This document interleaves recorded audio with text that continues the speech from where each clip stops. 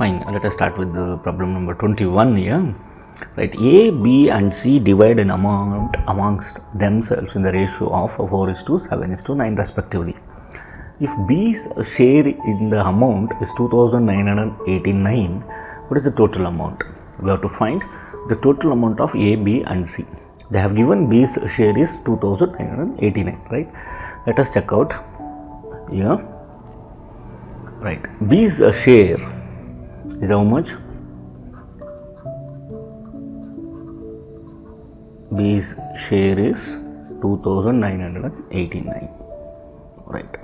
We know they have given that is 4:7:9, that is the ratio of A is to B is to C, right? We don't know, that's what we can do here. We can write 4x is to 7x is to 9x. So B's share is 7x, right? That is 7x is equal to 2,989. So we need to find x.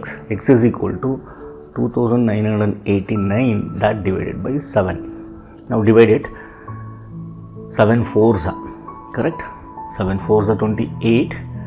So 1 remainder, 7 2s are 14, 4 remainder, 7 7s. So the value of x is 427. What we are supposed to find? We are supposed to find the sum of A, B and C. So that's what that is going to be 4x plus 7x plus 9x. What is that? This is sum of A, B and C. So which is going to be, so 9 plus 7, 16 plus 4, 20x, right?